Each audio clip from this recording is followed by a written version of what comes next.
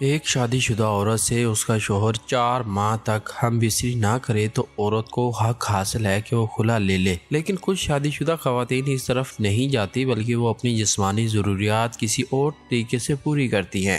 میں ایک بڑے سٹور پر ملازم تھا۔ اس سٹور کے مالک چاچا انور نے مجھے اپنا بیٹا بنایا ہوا تھا۔ اگرچہ میری عمر زیادہ نہ تھی لیکن ماں باپ کے غربت بھرے حالات کی مجبوری نے کم عمری میں مجھے محنت کی طرف دھکیل دیا۔ ابھی میری عمر 15 سال ہونے والی تھی۔ چاچا انور کے ساتھ میرا کوئی رشتہ داری نہ تھی۔ میں ان کے پاس کافی عرصے سے کام کر رہا ہوں۔ اپنا کام پوری دیانتداری اور محنت سے کرنے کی وجہ سے مجھ پر چاچا کی شفقت شامل حال رہی۔ چاچا انور کی فیملی میں ان کی 2 بیٹیاں اور ایک بیٹا تھا۔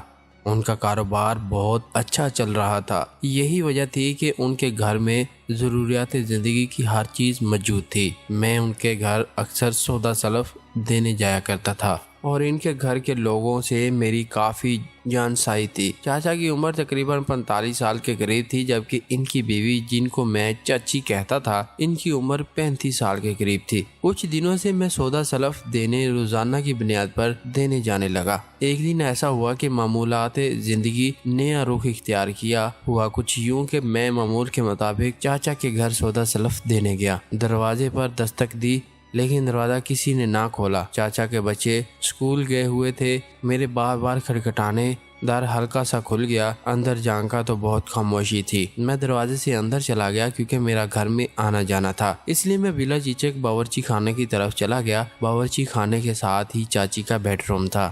مجھے چچی کے بیڈ روم سے سسکاریوں جیسی آواز آنے لگی۔ میں وہیں رک گیا۔ چچی کے کمرے کا دروازہ ہلکا سا کھولا تو دیکھا کہ چاچی بغیر کپڑوں کے بیڈ پر لیٹی اپنی ٹانگیں پھیلائے ہوئے اپنے ہاتھوں سے اپنی شرمگاہ کو چھیڑ رہی تھی۔ چاچی اپنے معمولات میں اتنی مست تھی کہ نہ تو اسے گھر کا بڑا دروازہ اور نہ ہی اپنے بیڈ روم کا دروازہ کھلنے کا پتہ چلا۔ چاچی کی حالت کسی نشئی جیسی ہو رہی تھی، بلکہ دیوانگی سی حالت، اور دنیا مافیا سے بے خبر یہ سب کچھ دیکھ رہا تھا۔ چاچی کیا کر رہی تھی میری سمجھ میں کچھ نہ آ رہا تھا۔ کافی دیر اسی طرح بت بنا کھڑا دیکھتا رہا۔ پتہ اس وقت چلا جب میرے ہاتھ سامان کا پیکٹ زمین پر گرا اور شور ہوا۔ میں نے جلدی سے سامان کا پیکٹ اٹھایا اور سیدھا باورچی خانے کی طرف بھاگا۔ میں بہت ڈر گیا تھا۔ اچانک لگا کوئی میرے قریب آ کر کھڑا ہو گیا ہے۔ میں نے سر اٹھا کر دیکھا تو چاچی بالکل میرے پاس کھڑی تھی۔ جب میں نے انہیں اپنے قریب دیکھا تو شرمندگی سے میری آنکھوں سے آنسو بہنے لگے۔ میں ان سے معافی مانگنے لگا کہ جو کچھ ہوا وہ انجانے میں ہوا، اس میں میری کوئی غلطی نہیں۔ دروازہ کھلا ہوا تھا تو میں گھر کے اندر آ گیا اور گھر میں کوئی نظر نہ آیا تو میں آپ کے کمرے کی طرف چلا گیا۔ مجھے نہیں پتا تھا کہ آپ بغیر کپڑوں کے اندر ہوں گی۔ چاچی نے ایک ہنکارا بھرا اور میرے کپ کپاتے جسم کا بھرپور جائزہ لیتے ہوئے کہا، اچھا غلطی سے ہوا ہے۔ چاچی نے میرے ساتھ آہستہ آہستہ اپنا جسم لگانا شروع کیا۔ میں تھوڑا تھوڑا پیچھے ہٹتا رہا اور چاچی تھوڑا تھوڑا آگے بڑھتی رہی۔ میں بہت گھبرایا ہوا تھا اور چاچی کو یقین دلانے کی کوشش کر رہا تھا کہ اس میں میری کوئی مرضی شامل نہ تھی، لیکن چاچی شاید کوئی منصوبہ بنا چکی تھی۔ وہ میری ایسی حالت سے لطف اندوز ہو رہی تھی۔ میں کیا جواب دیتا مجھے خود معلوم نہ تھا کہ میری ایسی حالت کیوں کر ہو گئی ہے۔ آخر میں نے ان کے آگے ہاتھ جوڑے، ان کے قدموں میں گر گیا۔ چاچی نے مجھے کالر سے پکڑا اور اوپر کی طرف اٹھاتے ہوئے کہا، تمہیں معافی مل سکتی ہے لیکن اس کے لیے ایک شرط ہے۔ میں نے آنسو بھری آنکھوں سے چاچی کی طرف دیکھا اور منہ سے کچھ نہ بولا، جیسے میں جاننا چاہ رہا تھا کہ وہ کیا شرط ہے۔ چاچی شیطانی مسکراہٹ چہرے پر لیے بولی، شرط یہ ہے جیسے میں بغیر کپڑوں کی ہوں تم بھی اپنے کپڑے نکال لو۔ میں ایک جھٹکے سے پیچھے ہٹا اور پھر ایک منتیں کرتے ہوئے بولا، نہیں نہیں چاچی میں یہ نہیں کر سکتا۔ میں نے معافی مانگتے ہوئے چاچی سے رحم کی اپیل کی۔ چاچی انجانے میں یہ جو غلطی ہو گئی ہے آئندہ سے ایسی غلطی نہیں ہوگی۔ چاچی میری طرف سرکتے ہوئے بولی، اگر معافی چاہتے ہو جو کہتی ہوں ویسا کرو، اگر نہیں کرو گے تو معافی نہیں ملے گی۔ میرے جسم سے تو جیسے روح نکل چکی تھی، ڈر سے پورا جسم لرز رہا تھا۔ چاچی بولی، اصل میں دیکھنا چاہتی ہوں کہ تم جوان ہو گئے ہو یا نہیں۔ چاچی نے کہا، تو میں کہتی ہوں اگر وہ تم نہیں مانو گے تو چلو ٹھیک ہے نہ مانو، لیکن جان لو کہ میں تمہیں کبھی معاف نہیں کروں گی۔ میں ساکت کھڑا رہا۔ اب میں انکار اور اقرار کی حدود سے آگے نکل آیا۔ چاچی نے اپنے تجربے کی بنیاد پر اندازہ کر لیا تھا کہ میری برداشت کا مادہ ختم ہوتا جا رہا ہے۔ چلو کوئی بات نہیں، آج میں تجھے کچھ نیا سکھاتی ہوں۔ یہ کہتے ہوئے چاچی نے میرے جسم پر دونوں ہاتھوں سے مساج شروع کر دیا۔ عورت کے ہاتھوں میں عجیب جادو ہوتا ہے، ایسا ہی جادو چاچی نے مجھ پر کر ڈالا۔ ہم نہ جانے کب 2 سے 1 ہوئے، پتہ نہ چلا۔ فارغ ہو کر ہم اکٹھے نہانے چلے گئے۔ غسل خانے سے فارغ ہوئے تو بہت دیر ہو چکی تھی۔ اب ڈر لگ رہا تھا کہ چاچا کو کیا کہوں گا۔ میں نے اپنے ڈر کا اظہار چاچی سے کیا تو چاچی نے کہا کہ انور سے کہنا کہ میں نے دوائی لینے بھیج دیا تھا، چاچی کی طبیعت ٹھیک نہیں تھی اس لیے کھانا بھی تیار نہ کیا۔ چاچی نے جو کہانی گڑھی تھی میں نے ایسے ہی دکان پر جا کر چاچا کو سنا دی۔ میں آج ہونے والے اس واقعے پر بہت شرمسار تھا، خود میں عجیب سی تبدیلی محسوس کر رہا تھا۔ گھر آ کر ساری رات سویا نہیں۔ میں نابالغ تھا، نہ سمجھ تھا، لیکن آج کے واقعے کے بعد خود کو ایک مرد سمجھ رہا تھا۔ دکان پر جاتا تو چاچا کا چہرہ دیکھ کر شرم محسوس ہوتی کہ میں نے چاچا سے نمک حرامی کی ہے۔ اگلے دن میں پھر سامان دینے چاچا کے گھر گیا۔ مجھے چاچا کے ساتھ بددیانتی اور بد اعتمادی پر پشمانی ہونے لگی تھی اور اسی وجہ سے میں چاچی سے بات کرنے سے ہچکچا رہا تھا، جبکہ چاچی مجھے بڑے پیار اور حرص کی نظر سے دیکھ رہی تھی۔ میں دوپہر کا کھانا لے کر گھر سے نکلنے لگا تو چاچی نے میرا بازو پکڑ لیا، کہا کیا بات ہے بیٹا، آج تم بڑے اداس ہو۔ میں نے خاموشی سے کہہ دیا کہ کوئی بات نہیں۔ چاچی نے مسکراتے ہوئے کہا اس دن تم نے مجھے بہت راحت دی، آج بھی میری اسی ضرورت کو پورا کرو۔ تم میری ضرورتوں کا خیال رکھو، میں تمہاری ضرورتوں کا خیال رکھوں گی، ہم دونوں نے ایک دوسرے کی ضرورتوں کا خیال رکھنا ہے۔ یہ کہتے ہوئے چاچی نے میری جیب میں 2000 ڈال دیے۔ میں نے معنی خیز نظروں سے چاچی کی طرف دیکھا۔ میں جانتی ہوں کہ تم اتنے خاموش کیوں ہیں، چاچی نے میرے چہرے کی طرف دیکھتے ہوئے کہا۔ مزید کہا مجھے معلوم ہے کہ تم اپنے چاچا انور سے بددیانتی پر شرمندہ ہو۔ چاچی نے مجھے اس شرمساری سے نکالنے کی بہت کوشش کی اور مجھے اس بات پر تقریباً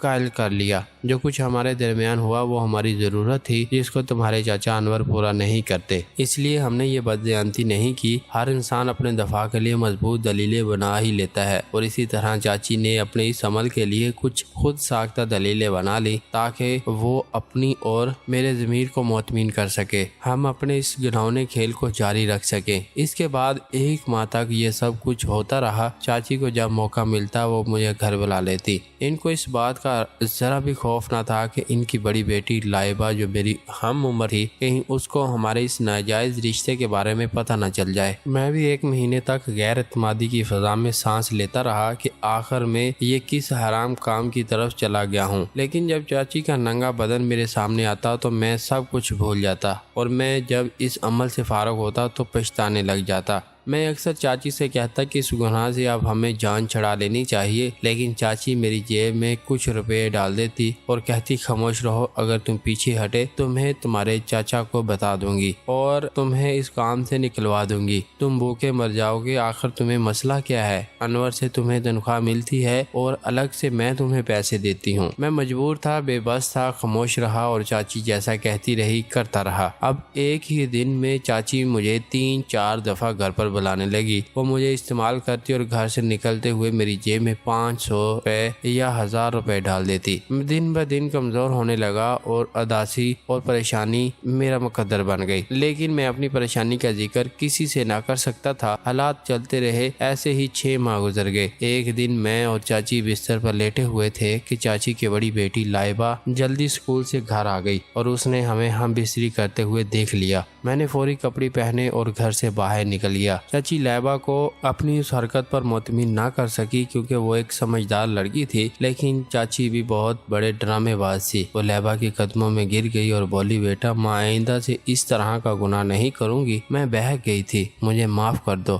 لائبہ نے خاموشی اختیار کر لی۔ اگلے دن لائبہ اسکول جانے لگی تو اس کی اسکول وین نہ آئی۔ چاچا انور نے مجھے اس کو اسکول چھوڑنے کے لیے کہا۔ میں موٹر سائیکل پر اس کو اسکول چھوڑنے چلا گیا۔ لائبہ نے راستے میں مجھ سے کل والے چاچی اور میرے غلط فعل کے بارے میں پوچھا تو میں صاف مکر گیا، لیکن اس نے کہا کہ میں سب کچھ سمجھتی ہوں، اب تم میرا بھی ایک کام کرو گے۔ اتنے میں اسکول آ گیا اور میں اس کو چھوڑ کر واپس کام پر چلا گیا۔ سارا دن سوچتا رہا کہ لائبہ نے یہ کیا شرط رکھ دی ہے۔ میں پریشان تھا۔ چاچا انور نے کہا بیٹا لائبہ اور چاچی کے متعلق کیا سوچ رہے ہو؟ میں حیران ہوا اور وہ ہنسنے لگے، بولے مجھے سب کچھ پتا ہے، مجھے لائبہ نے سب کچھ بتا دیا ہے اور لائبہ نے جو کام تمہیں کہا ہے وہ میں نے ہی اسے سونپا ہے۔ دراصل تم میرے بیٹے ہو اور میں تمہاری شادی لائبہ کے ساتھ کروانا چاہتا ہوں، لیکن میری بے ہدہ بیوی تم دونوں کے درمیان آ گئی ہے۔ اچھا بیٹا، اگر اب تمہیں تمہاری چاچی بلائے گی تو چلے جانا اور لائبہ کے ساتھ مل کر کام مکمل کر لینا۔ میں پہلے ایک مشکل میں تھا، اب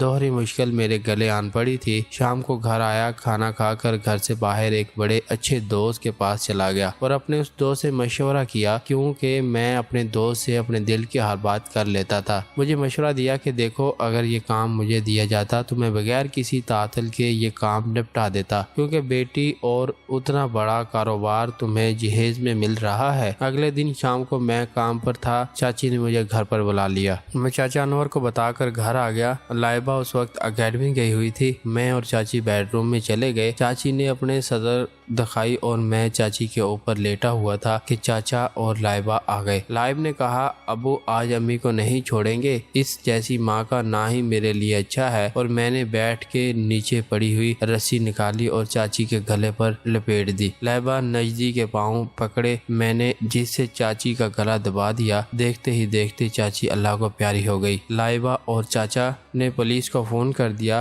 میں حیران تھا کہ مجھے ان دونوں نے لالچ دے کر اس کام کے لیے راضی کیا، اور اب کام ہو جانے کے بعد انہوں نے پولیس بلا کر مجھے گرفتار کروا دیا۔ دراصل یہ لوگ مجھے بتانا چاہتے تھے کہ برائی کا انجام بعض اوقات برا ہوتا ہے، اور چاچی کو راستے سے ہٹاتے ہی میں گرفتار ہو کر چلا گیا۔ مجھے میرے گناہ کی سزا مل گئی۔ پیارے دوستو، آپ کو یہ کہانی کیسی لگی؟ اس کہانی کے متعلق اپنی قیمتی رائے کمنٹ سیکشن میں لازمی بتائیے گا۔ ہمیں دیجیے اجازت، اپنا ڈھیروں سارا خیال رکھیے گا۔ اللہ حافظ۔